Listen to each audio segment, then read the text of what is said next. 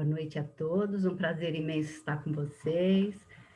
Nosso tema hoje é tato, é um dos sentidos. Eu foquei na sensação do tato, né? Que tem a ver com a pele também. Essa sensação começa na pele e o foco do Reiki para nós hoje vai ser esse toque sutil. Então, eu espero que todos estejam bem, sejam bem-vindos, acolhidos, aquecidos, que haja alegria nesse momento, né? Nós somos o grupo de Reiki Vijaya Rei, um grupo que foi formado no momento presencial, onde a gente teve a capacidade de ver a importância do toque para cada um, e aí nós fomos também entendendo que é uma dimensão maior dessas sensações que se espalham e que chegam ao outro, né? E é um grupo aqui de São Bernardo do Campo, onde nós temos 4 mestres e temos 4 reikianas nível 2. Esse grupo é formado por 8 pessoas, e que trabalhamos com reiki e com outras especificidades.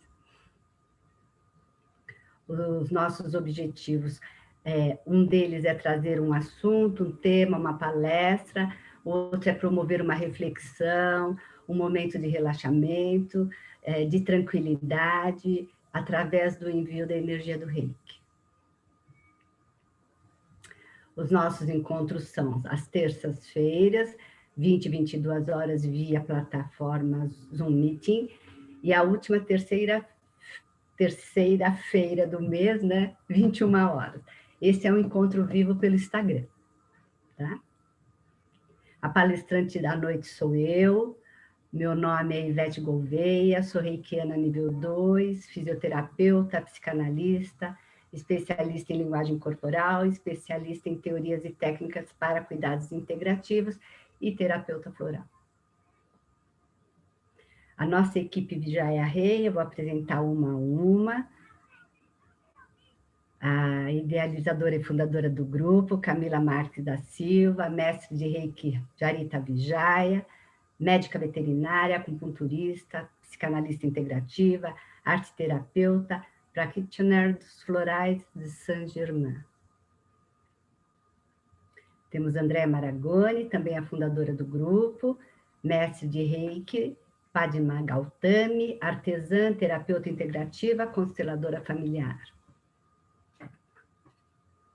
Maria Celina Zaboto, a mestra de Reiki Devachandra, terapeuta integrativa, terapeuta floral, arte-terapeuta em formação. Berta Barbosa, mestra de Reiki Maniprem, terapeuta integrativa, taróloga, auriculoterapeuta e apômetra.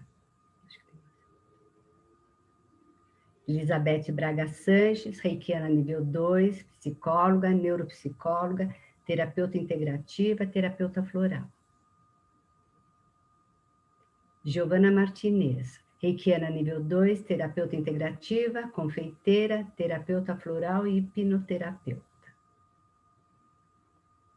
Suzana Uenoyama, reikiana nível 2, auriculoterapeuta, fitoterapeuta e artesã. Nós estamos falando de tateando. Então, vocês vão imaginar, acabou a luz na cidade inteira e o céu não tá escuro, não tem estrelas no céu. Então, vocês se imaginem deitada na cama e vocês vão levantar porque estão com muita vontade de ir ao banheiro. E não tem como não ir. Pensem e tentem ver que recurso que vocês vão usar ou já usaram para fazer esse movimento. É sobre essa possibilidade humana de manter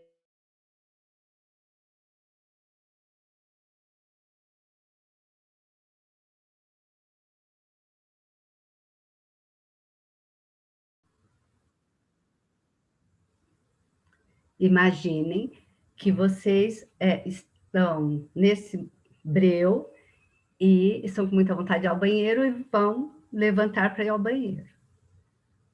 Então, é uma experiência que vocês já viveram ou estão vivendo nesse momento. E é a partir daí que a gente vai estar apresentando essa maravilha que é vocês terem contato com a grande possibilidade da gente manter saúde e a grande possibilidade do humano. Se algo toca em seu dedo, você pode estimar o local, a pressão, a agudeza, a textura e a duração do toque com precisão. Então, o tato, que é o nosso tema de hoje, é essa sofisticada forma de a gente perceber o nosso interno e o nosso externo. Ou seja, tudo que nós vivenciamos, presenciamos, curtirmos e sentimos, né? Então, é um sentido tato, é um sentido que vem do somato sensorial, a gente vai focar um pouco mais no tato. A sonestesia, né? Do latim soma, que quer dizer corpo. Então, quando a gente fala psicossomático, é mente e o corpo, né? E astesia, que significa sensibilidade. É a capacidade que homens e animais têm de receber informações sobre as diferentes partes do seu corpo.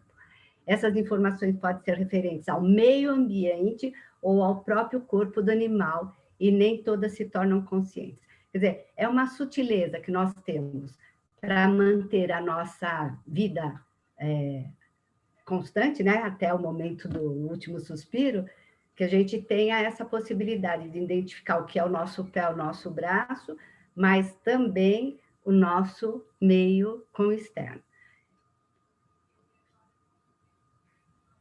Então, a gente vai ter a pele, né, esse órgão de revestimento que, por responder a todas as condições da física, né, nesse planeta tridimensional, nos mantém nesse formato que nós somos, né? Não é só ela, outras estruturas também, mas ela responde a toda uma dinâmica física para poder estar com essa forma no nosso corpo, tá? Então, ela é um órgão do sentido, e o sistema tátil é o primeiro sistema sensorial a tornar-se funcional em todas as espécies até o momento, humano, animal e ave. O que significa o primeiro sentido sensorial a tornar-se funcional, a ter a função. Então, na gestação, os órgãos vão sendo formados, a pele é formada no 13ª semana, mas todos estão, os olhos estão fechados, os ouvidos começam a escutar um pouquinho, mas a pele ela já aprende dentro do útero, pelos sensores que ela vai desenvolvendo, ela já vai sendo aprimorada para se tornar tão sofisticada após o nascimento. Ela é vital. Ela realmente é vital para nós.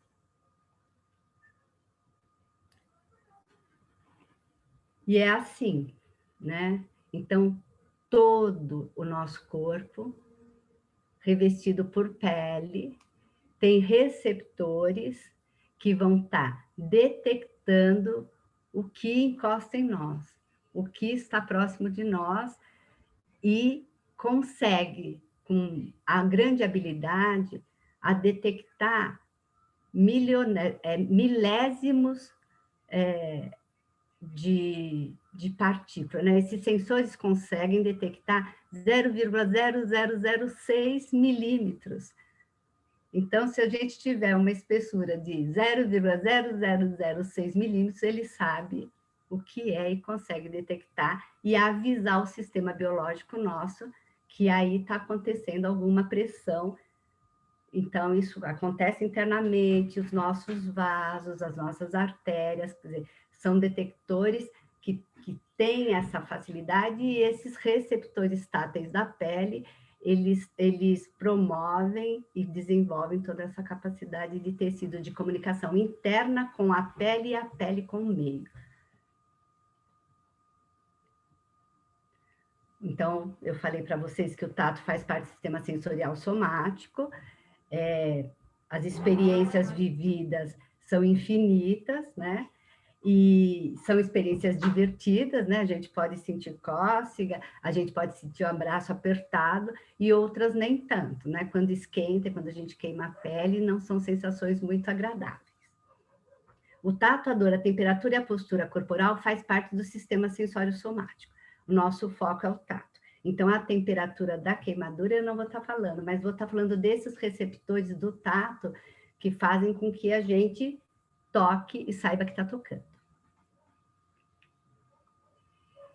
Então, a gente tem esse tato epicrítico, é rápido e preciso, e aí ele detecta essa micropartícula, né? Essas qualidades proporcionam ao cérebro meios para identificação através do tato.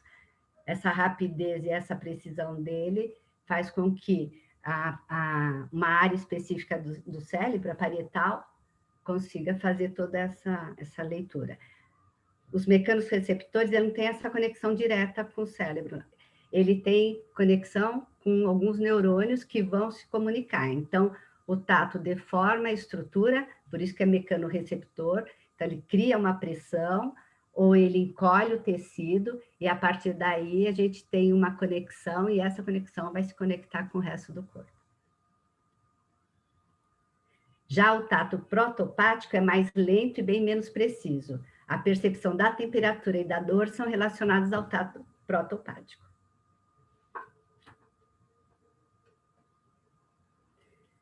Por isso, cuidado com as definições de ambos. Quando lemos que é um rápido e preciso e o outro é lento e grosseiro, podemos concluir que o tato epicrítico é mais importante ou mais evoluído. Lê do engano. Os dois são de importância absoluta. Essa imagem é para lembrar que toda robótica, tudo que se estuda e se aprimora, é nosso corpo que é o exemplo. O corpo humano é ilimitado nas suas condições para manter a vida. Então, a robótica, por mais sofisticada, eles estudam o tato humano, a pele humana, para tentar reproduzir de forma computadorizada. Então, por isso que eu coloquei essa imagem para vocês hoje. No plano físico, a pele é o pilar dos receptores sensoriais, responsáveis por informar e captar estímulos de toque, pressão, dor, frio e calor. A forma dinâmica de ser. Então, o sistema somatosensorial, soma é corpo, né? Esse sistema sensorial do corpo humano funciona de forma dinâmica, como nós estamos aqui, né? Tá tudo funcionando, tá circulando sangue, estamos respirando, sabemos onde está a nossa cabeça, a gente põe a mão no cabelo, vê que ele tem uma sensação. Eu acabei de tomar banho, a gente vê aquela água caindo no nosso corpo, então relaxa, a pressão da água dá uma sensação para o corpo, e a água, para mim, tem essa sensação de muito prazer, muito gostosa. Então, toda essa conversa biológica faz com que eu sinta que está caindo água no meu corpo e que eu tenha uma emoção agradável. Né? Nossos órgãos recebem e produzem estímulos que são convertidos em informação biológica necessária para a formação, maturação e funcionamento global do nosso corpo. Sabendo que essas informações biológicas de maturação, as células têm processos de maturação, tem células que vivem mais dias, outras são trocadas com uma velocidade muito grande. Então, essa dinâmica biológica da vida, o corpo precisa saber tudo que está acontecendo, tá bom? Boca, línguas e dedos. Quando a gente fala de tato, o tato é um sistema sensorial, então está no corpo todo, né? A boca, a língua e os dedos, então, normalmente, a gente sabe que os dedos têm uma sensibilidade gigantesca, porque a gente usa muito a mão, porque a gente pega muitas texturas com a mão, não é? E a gente não tem noção muito da boca e da língua. E a boca e o lábio é algo maravilhoso.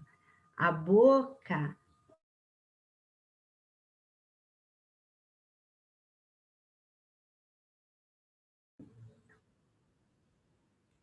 Então, a boca, né, e a língua e os dedos fazem parte desse sistema tátil.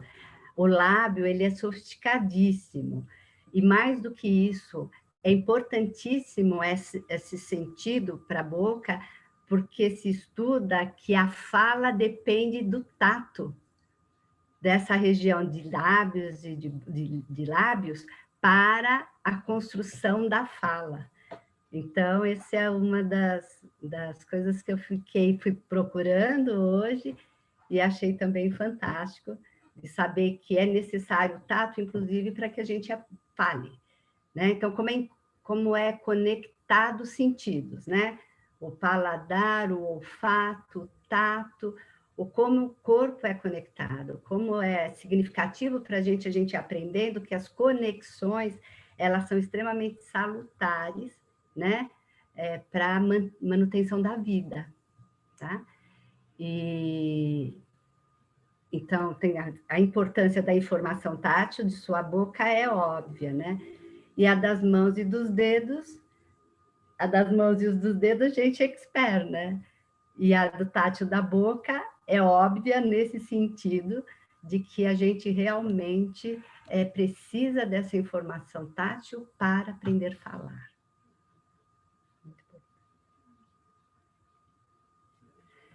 Isso é algumas coisas que hoje a gente tem mais claro quando se fala do tato.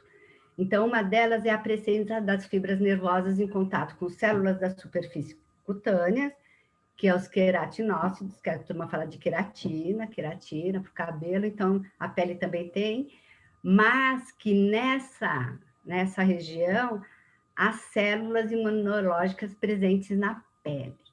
A pele é esse órgão que abriga esses receptores que a gente está falando, né? E que aí a gente descobre atualmente que ela tem células imunológicas.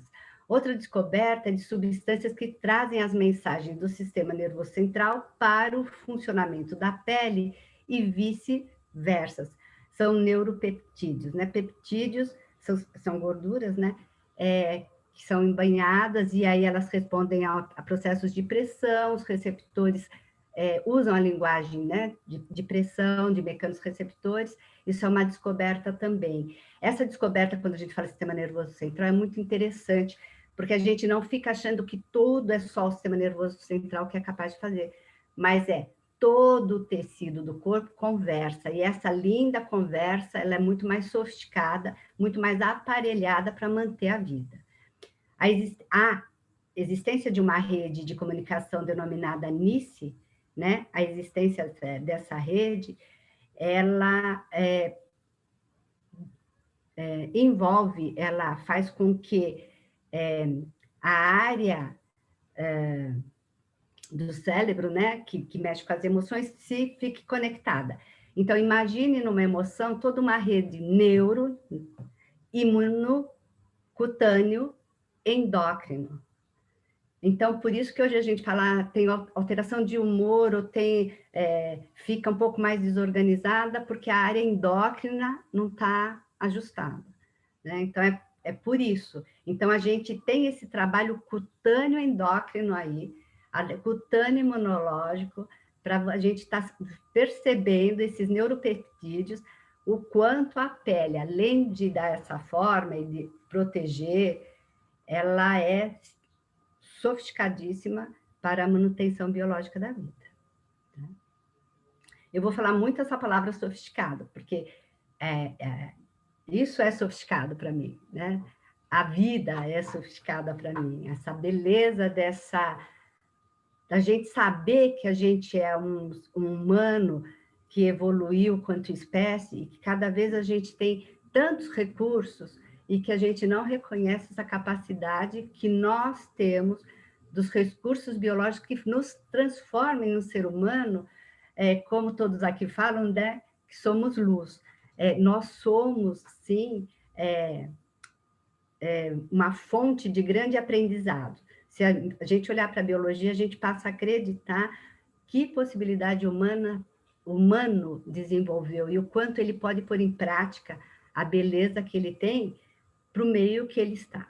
Isso me fascina. O ser humano é um organismo com um passado maravilhoso e extraordinário. ele se distingue dos outros animais graças ao fato de ter criado o que chamei, o que essa autora, né, o Hall, é um homem, chamou de extensão de seu organismo. O homem sofisticou suas extensões a um tal ponto que somos propensos a esquecer que sua humanidade está enraizada em sua natureza animal. Né? Então, a raiz da árvore é a gente conhecer a gente biologicamente e a evolução que nós praticamos. Porque nós vamos nos encantando com a vida que nos é dada. E isso é maravilhoso. Né? Então, a nossa raiz é essa natureza animal. Porque houve todo o aperfeiçoamento né, dos animais para que a gente pudesse estar em pé hoje, pagar um preço por estar em pé, mas ter tantos recursos que, se soubéssemos educar e se fôssemos educadas e ensinadas desde muito novos a conhecer nosso próprio corpo, nós teríamos uma dimensão extraordinária, reconhecida. Né? Então, aí a gente tem a natureza, né? Tem a pele de um animal, que achei lindinho, que vai se transformar, e assim como a gente vai se transformando diariamente. Então, a gente teve a imagem da mãe com o bebê, né? Que é uma espécie que tem pele, do animal, uma espécie que tem pele, e que está inscrito em nós toda essa evolução. A borboleta que se transforma, a lagarta que caminha e que se alimenta, nós temos esse histórico em nós. E isso a ciência cada vez mais encontra essa solução, ela mais revela, né? A ciência, ela revela o que está. Ela não tem, ela é corajosa, a ciência, né? Ela revela. Então é isso, né? Ela vai revelando. O ser humano pode passar sua vida toda cego, surdo, mudo. Eu vou ver se eu só mudo aqui a minha. Aqui. A vida toda, completamente desprovido dos sentidos de olfato, do paladar, mas não poderá sobreviver de modo algum sem as funções desempenhadas pela pele. Entre todos os sentidos, o destaque absoluto recai sobre o tato, por causa dessa informação que ele faz com o meio, né? Ele acaba dando essa informação para nós do que é o meio interno e o que é o meio externo. E a gente, sem a pele, a gente não vive. Né? Nós não temos como manter temperatura, nós não temos como passar toda essa informação neural, a gente desidrata, né? A gente não tem como manter a quantidade de líquido que nós temos. E a pele, o tato, ele vem para nós para mostrar o sentido pelo qual nós percebemos o toque.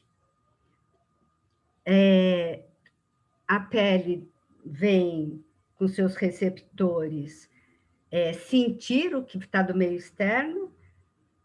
Ela, se eu bato na parede, ela consegue sentir que há uma força que chega na minha pele e deforma todo o meu sistema para que eu não continue a empurrar essa parede ou eu venha me lesar.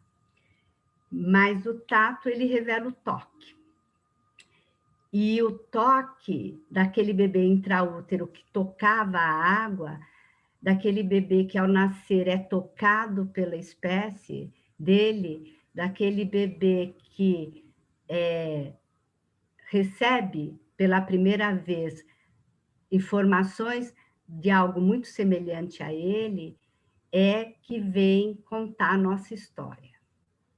Então, eu coloquei o toque sutil do Reiki como toque, porque eu vejo na vivência do Usui, o mestre Usui, o idealizador, né, o fundador da teoria do Reiki, o construtor dessa teoria, como ele sutilmente sente na sua pele toda a história dele.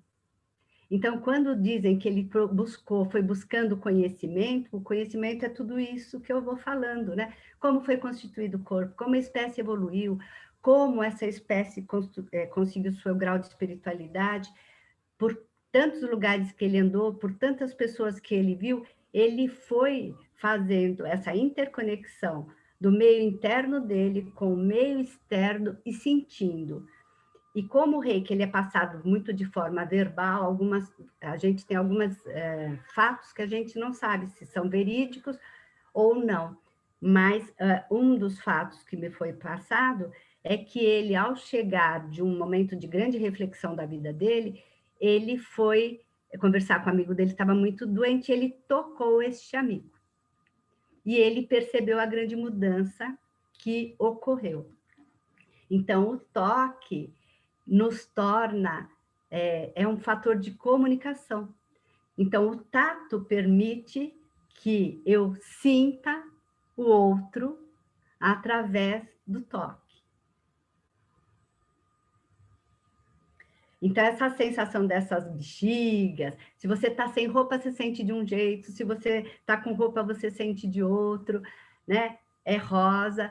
Lembrando que os receptores têm muitos tamanhos, né? E eles são específicos para algumas situações. E isso a gente não vê, né? E essa pele é que aborda e ancora esses receptores. Então, o que é a pele além do tato, né? Um dos nossos sentidos, o tato, nos leva a refletir sobre a importância da pele na evolução da nossa espécie, que eu já comentei com vocês. Como seres humanos, cuja característica marcante é a agregação. Então, essas duas autoras, elas nos mostram, elas são junguianas, que a nossa característica é viver, estar agregado. Então, eu vou me tocar mais, eu vou me encostar mais, eu vou dançar de mão dada, eu vou sorrir, né? Eu vou me aproximar, eu vou ser abraçada. E o quanto tudo isso nos faz um ser somato emocional, né? E aí a gente tem a pele, que é a psique. Então, é corpo e psique, psique e pele. Pele, psique, psique, pele. A nossa psique é vivenciada na pele. E a nossa pele é vivenciada na psique.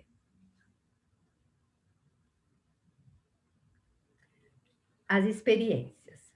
Das nossas experiências do dia a dia, a gente vê que a subjetividade faz parte do processo de adoecimento e cura. A gente quer muitas respostas, mas somos seres únicos e temos a nossa subjetividade. O que me adoece não adoece você. A pressão que você põe a mão em mim e eu sinto, se eu colocar a mesma pressão em você, você vai sentir diferente. Você vai sentir a pressão, mas o que vem acompanhado desta pressão faz parte da sua história e da sua subjetividade. O aprendizado através da oralidade é de grande valia. Conta-nos a história vivida capaz de chegar até nós. Por isso que eu citei a oralidade da história do Sui, que a gente não deve descartar. A gente vai buscando se essa oralidade contempla o que a gente vivencia, o que a gente vê, o que a gente estuda, né? A motivação para o uso da terapia Reiki, isso é uma pesquisa, aqui embaixo está o endereço, fizeram uma pesquisa, separaram grupos, acompanharam, e o que elas observaram? Para a maioria dos entrevistados, a necessidade de superar algum estado de sofrimento físico e ou mental específico foi o que motivou a procura da terapia Reiki. Ou seja, quando nós estamos sofrendo, nós precisamos ser acolhidos. E isso é o toque que ensinou. Quando nascemos, fomos tocados e fomos abraçados e acolhidos, nós temos em nossa mente, que é psique, e na nossa psique, que é mente, a necessidade de ser acolhido, de ser abraçado, de vivenciar na pele, ao segurar da mão do outro. Então, essas são experiências que nós vivemos, que nós participamos desse sistema que é agregado, né? Que a gente vai agregando, vivenciando. Então, a gente tem a família, tem os amigos, tem os grupos, ou mesmo quem é mais solitário vivenciou porque foi acolhido no seu nascimento.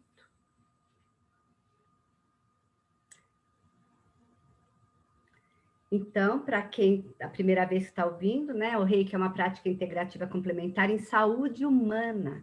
Olha que coisa interessante, em saúde humana. Então, quando se fala de prática integrativa complementar, se pensa em saúde. Olha-se para uma forma que podemos encontrar, debruçar, para que esse organismo encontre um caminho que o leve à cura. A gente, quando fala de Reiki, fala de energia vital, a gente fala de energia. Energia é algo que vai mutando, é vital, porque nos acompanha sempre, é o que está todo mundo vendo, né? A vida animal, a vida vegetal. Então, é a energia do universo, ou seja, é toda a constância do equilíbrio interno de cada organismo e toda a subjetividade que ele teve para que ele mantivesse a saúde e que ele aprendeu isso num caminho de uma história que ele traz, e uma história da sua evolução, mas de seu próprio ser. Então, quanto mais a gente se aproximar de si e da nossa história, e é muito legal a gente colher a nossa história com familiares, a gente vai entendendo o que nos fortalece, o que nos enfraqueceu dentro de um sistema imunológico, dentro de um sistema neural, dentro de um sistema cutâneo, né? É bastante interessante, porque a gente vai olhando para nós mesmos e aí a gente sabe procurar todas as terapias e os conhecedores que promovem saúde. Gelsa Nunes, ela é uma mestre reikiana, relata que em centros de saúde, tanto em Washington, na né, o hospital de Maryland, quanto no hospital de Harvey, eles utilizam reiki para pacientes pós-cirúrgicos cardíacos em terapia intensiva, não só para casos crônicos, né? A gente sabe que o reiki em casos crônicos, ele realmente dá muito resultado, mas ela mostra que já está se usando pós-cirúrgico, que deve ser maravilhoso, porque o tecido que foi aberto, ele muda a estrutura, né? O corte faz com que ele responda diferente. Imagine você organizar esse sistema celular para que essas células não percam a memória do que é saúde, apesar de ter sido cortadas, né? A técnica japonesa se baseia na prática da imposição das mãos por meio do toque ou aproximação. O que ela vai fazer? Estimular mecanismos naturais de recuperação de saúde. Então, ela vai conversar com o seu sistema imunológico, ela vai conversar com o seu sistema neural, ela vai conversar com o seu sistema cutâneo, para que esse sistema busque um equilíbrio das energias que o compõem, das forças que mantêm essa nossa forma, para que gaste menos energia e se harmonize da melhor forma possível. E agora a gente fala por que no agregário, né, quando a gente é um ser agregário, a comunicação é um ato para a vida. A comunicação é extremamente necessária, que a gente faça, porque é um aprendizado. Eu, às vezes, falo e você está me entendendo de forma diferente. Como o reiki é muito sutil, o Usui é presente na história dele, que ele falou para algumas pessoas, elas não entenderam. Então, quais as linguagens, quais a forma e quem está pronto para falar aquela linguagem para aquele determinado grupo? Porque, às vezes, a gente não desenvolveu a forma para falar, né? E a comunicação, tanto o órgão interno com a pele, da pele com o meio externo, toda essa linguagem celular, toda essa linguagem oral da nossa fala, a linguagem dos nossos olhos, a linguagem das nossas orelhas, a linguagem do nosso coração, ela é um ato para a vida. Então, a nossa pele é um órgão vital de comunicação, como a pele e as nossas emoções se comunicam, né? Hoje a gente sabe que a gente tem mesmo o sistema límbico, que ele é depositário das emoções. A gente viu lá em cima que a consciência de alguns fatos na nossa vida não vem para a consciência, ficam inconscientes, mas a gente tem na nossa pele um meio de estar falando com o sistema límbico por todos esses mecanismos receptores, por todos esses esses neurônios que fazem conexão por toda essa caminhada que chega no sistema límbico, que é, a gente tem o sistema parietal para o tato, o sistema límbico, mas como o corpo humano se especializou na capacidade de comunicar entre si, entre as células, entre os órgãos, e com o meio, né? Então, é um alerta para que a gente se respeite e admita que a gente não sabe falar todas as línguas, mas que a gente pode tentar acolher e perguntar se o outro suporta o toque na intensidade que eu estou dando. Nem todo mundo gosta de ser amassado, eu adoro, mas não é todo mundo. Tem gente que prefere ficar um pouco mais à distância, porque não aprendeu a ficar tanto tempo agarradinho, abraçadinho. A pele, como uma roupagem contínua e flexível, envolve-nos por completo, o mais antigo e sensível de nossos órgãos, nosso primeiro meio de comunicação, nossa mais eficiente proteção, né? O nosso órgão mais eficiente protetor. Então, ele nos protege mesmo, e às vezes até de ataques, né? Porque a gente pode sair. Ela nos conscientiza que somos a pele que traduz o que sentimos. A consciência das sensações geradas pelos diversos estímulos captados pela pele, éstero, fora, e interoceptor, dentro, advindo de todas as células do nosso organismo, dá origem a como nos sentimos, como os nossos mais profundos sentimentos estão enraizados na vasta superfície do corpo que nos confere identidade. Essa é a pele. Aqui é o nosso voo, né? Essas são as aves que faltavam, né? São os animais, o humano e as aves.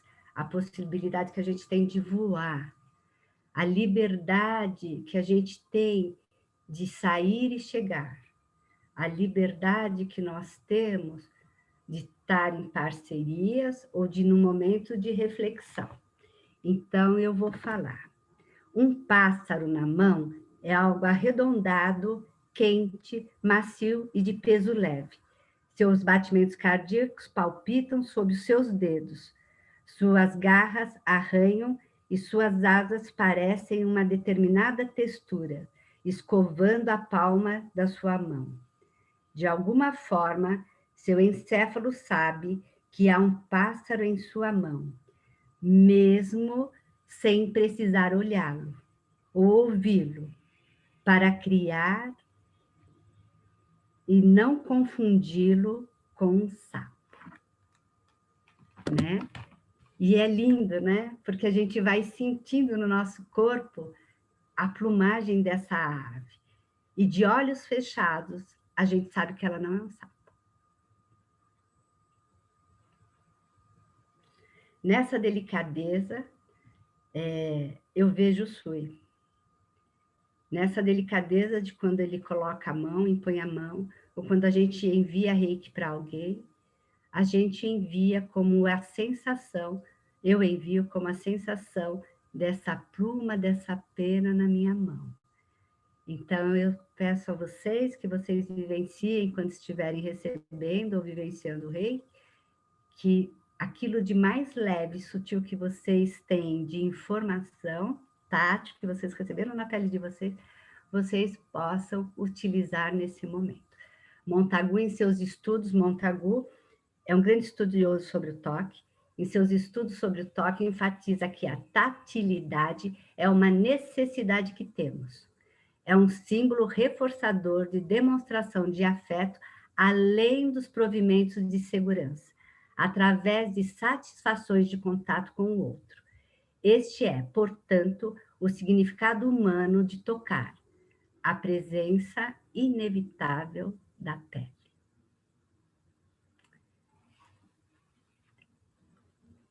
Eu agradeço a vocês, desculpem se eu me alonguei, somos todos luz, vamos continuar falando dos sentidos na próxima terça, o tema Acolhendo Sentidos, dia 20 de julho deste ano, às 20 horas. Quer nos ajudar? Aceitamos e agradecemos, tem o Pix. A você que assiste e veio, né, ouvindo a minha fala até esse momento e não está nessa sala, eu agradeço também muito e agradeço por vocês me ouvirem, no momento que essa palestra se apresente a você, que você se sinta acolhido. Boa noite, obrigada.